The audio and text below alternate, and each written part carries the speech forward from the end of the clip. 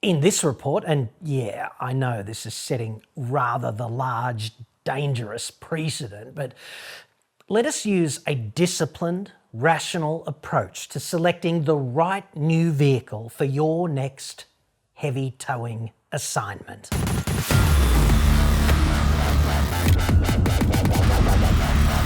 I'm John Cadogan from AutoExpert.com.au, and I get new cars cheap for buyers here in Australia.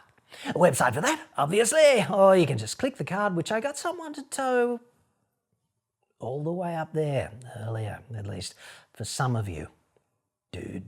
We'll kick off with this process and the question that inspired it in just a second, but as you know, if you're a regular viewer of this channel, I'm occasionally sponsored by Olight, and this is not a specifically sponsored report from them, but it does concern the flashlight / torch, work light, whatever, that many of you have been finding so elusive on the Olight website. This is a thing called the Swivel, which is in part a torch and also a bit of a kick-ass work light that you can sit up on the floor like this, or you can hang it, because this is also a pretty neat carabiner, and it's also a magnetic, which is kind of useful if you want to hang it, or stick it under the bonnet and look where, you know, the oil / water, whatever, is leaking out of your, I don't know, Land Rover or, heaven forbid, Jeep.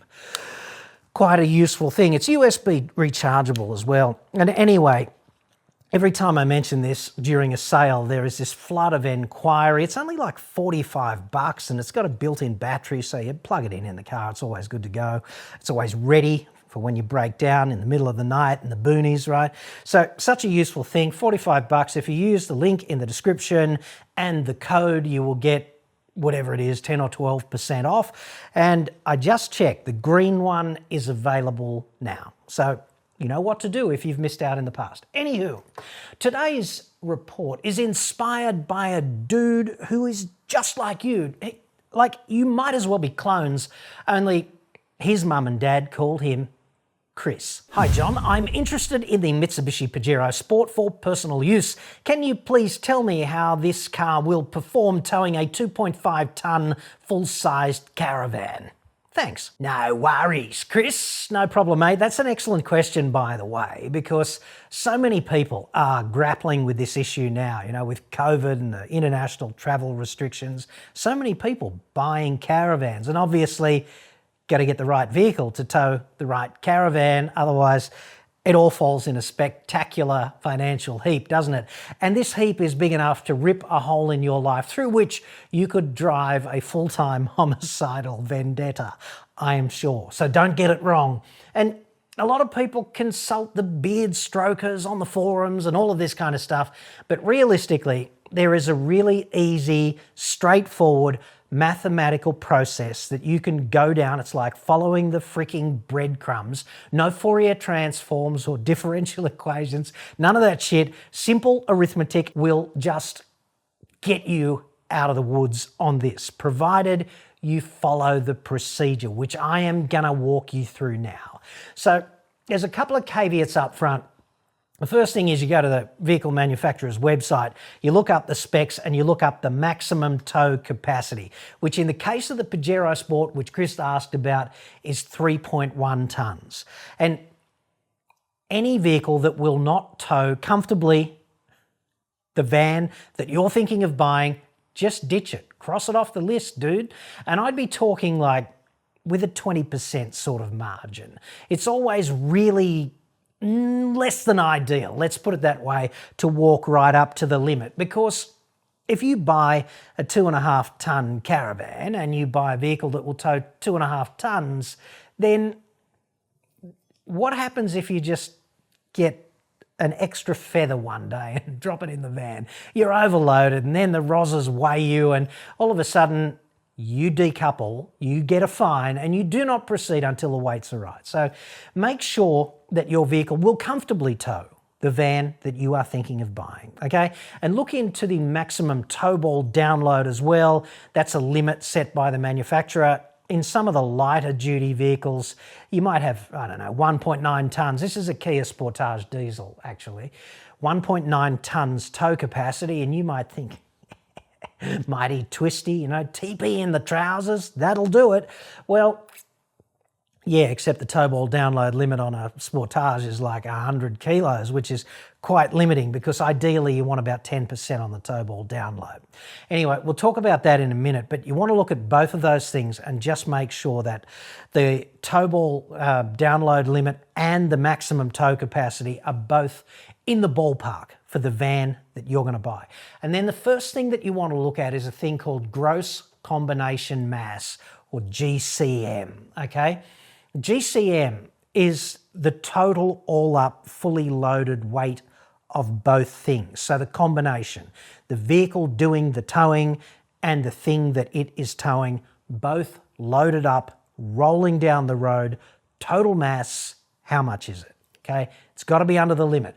GCM is a limit set by the manufacturer, and in the case of the Pajero Sport, it's 5,565 kilos. And the data here is coming from the latest model year 22 Pajero Sport Exceed. I've chosen Exceed because it's the heaviest one, okay?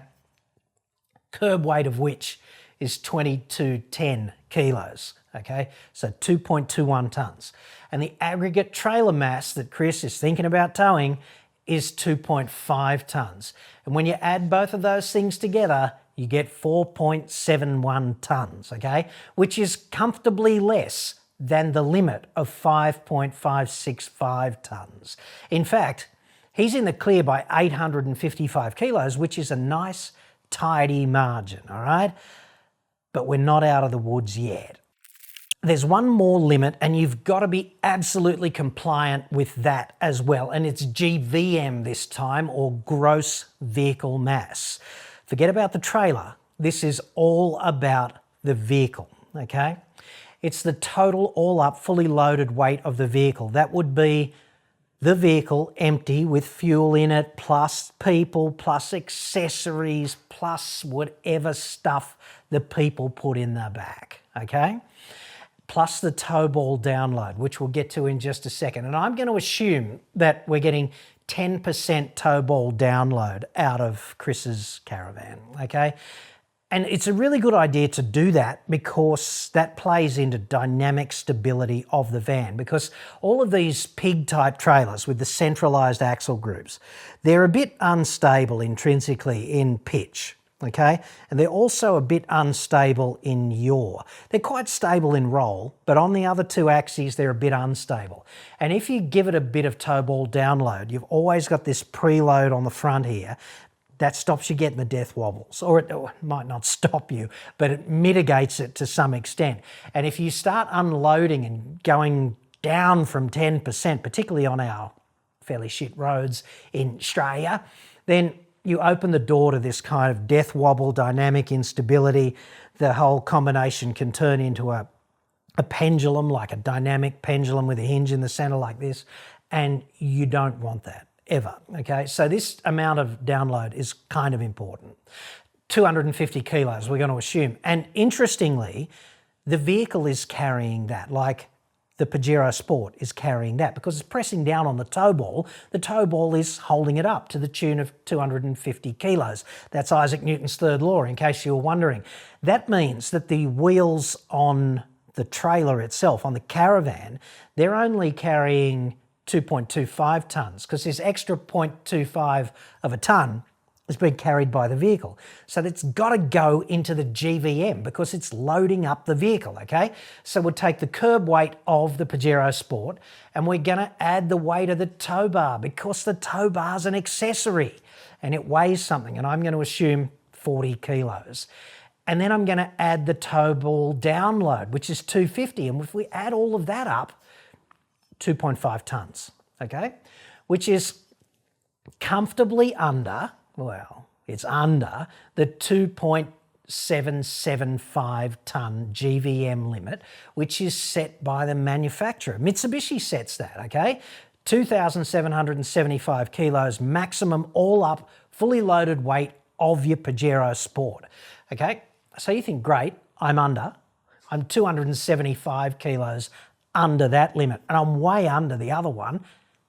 Happy days, big tick. Let's think about that for a second, however, because this 275 kilos has to encompass all the people that will ride in the van in that state, plus all of the stuff that they put in the vehicle, plus any further accessories that you fit to that vehicle. So let's look at it like this. If you pimp the shit out of the Pajero Sport and you put 5 people inside, you will not be able to meet this limit and you will be over the GVM. And that's all kind of wrong things all mashed up together, right? A lot of people forget that stuff, like everything that you bolt up, a light bar, a bull bar, a roof rack, crap that you put on the roof rack, a second spare tyre, all of that stuff. This is a zero-sum proposition, inclusive of the people. Incidentally, curb weight includes the fuel, all right? You don't have to add the fuel in the fuel tank. Obviously, you have to add it if you put one of those dirty big step bars on the back that carry a second spare tyre and a jerry can or something. But let's assume you're not doing that, right? If your vehicle is a clean skin and you don't carry much stuff inside it, and it's just you and the missus and you don't weigh 137.5 kilos each, and I have seen people travelling like that, right? But provided you are well under that limit, you're going to be okay, right? So if it's a family transportation deal though, and you've got 3 kids, I doubt that you can comply with this 275 kilos of wriggle room. If it's just you and the missus and you've got everything in the van that you need, then yeah, I think you can do it. And I think you can comply, and I think you can probably do it safely as long as you operate that combination conservatively. Which brings me to the last few recommendations here, if this is the way you go. And the first one is essentially what I just said, and it's there for completeness. You are reasonably close to the GVM limit for that vehicle, and you have to have a serious think about whether you can comply or not, realistically, okay? And if that's a problem, then why not just come back to a 2-tonne van, because then you'll essentially save another 50 kilos off the tow ball download, and that'll be easier to comply with because you'll have 325 kilos sort of remaining payload left before you fail to comply. The second point I would make with all of this is before you go out and do your thing, go and visit Dingo Piss Creek in your acoustically transparent aluminium shitter, then I'd go to a weighbridge. I'd load everything up, right, to the maximum that you could conceivably load it up with. That means fill the water tanks and do whatever. Pack all your shit in the van, okay? Load it up and put the vehicle together the way you would travel with it, with whatever stuff you're going to carry inside it. Jam the people in and trot off to the weighbridge. And you want to weigh all 3 things, right? You want to weigh the van, and you want to weigh the vehicle, and you want to derive the tow ball download from that, and what the actual combination weight is, and what the GVM of the vehicle as it's rolling is, okay? And if you don't know how to do that at the weighbridge, the dude who's driving the weighbridge will be more than happy to help you out.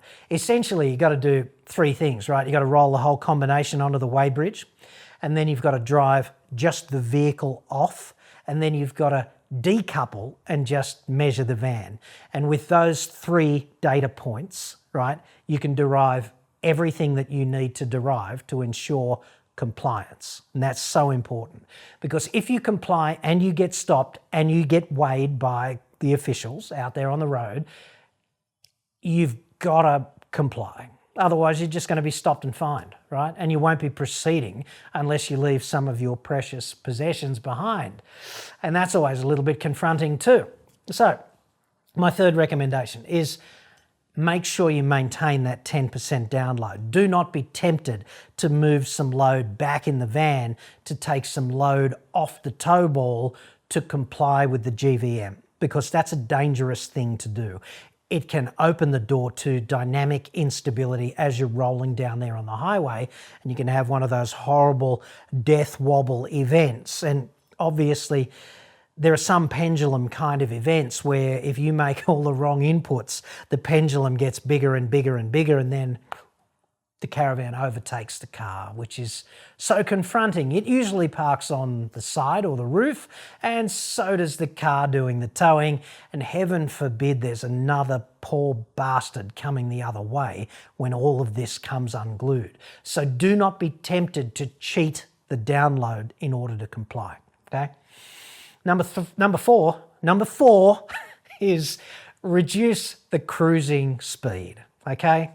You can't drive safely with a big heavy van at maximum speeds like 110 or 130 kilometers an hour. You just can't do that. It's dangerous. It's unsafe, dude. So reduce your cruising speed to something like 90. And I know that this is kind of a reprehensible philosophical thing to say to some people who just expect to be able to do the impossible, to load up to the maximum and then drive at the maximum speed and nothing will go wrong. Well, you're allowed to think that, but the laws of physics don't give a shit what you think. They give a shit what you do. And I'd be suggesting a maximum cruising speed in that mid-80s to 90 k's an hour with a dirty big van behind, like every time. It's just me. I'd like to get there intact. I'm funny like that. Number 5 is I'd be doing a bunch of checks daily because reliability is kind of a problem, principally because you're sticking such a big weight out the back, and that's extra load on the powertrain, which means extra power requirement, which means extra heat production, more stress on the cooling systems for the engine and transmission and things of this nature. So it's a really good idea to make sure that you've got air in all probably 10 or 11 tyres. So you'd want to give yourself a few minutes to do these checks. You might have to pump the odd one up, okay?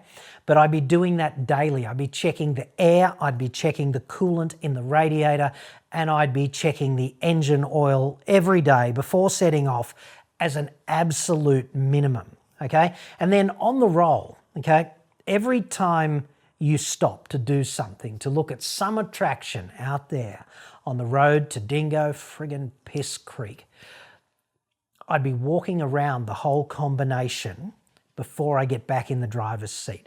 And I just look for some visual cues that something was wrong, you know, like does one of those tyres look like it's a little bit flat? Okay.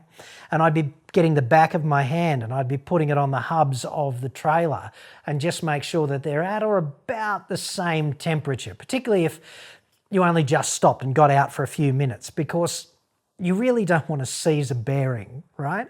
And temperature can be such a good indicator that something's wrong. You could put your hand on all of the tyres as well as soon as you stop, because if one of them is noticeably hotter than the others, it's probably a little bit deflated, and it might not be enough to just check by seeing it, because radial tyres are funny like that. They don't look flat when they've lost a considerable amount of air.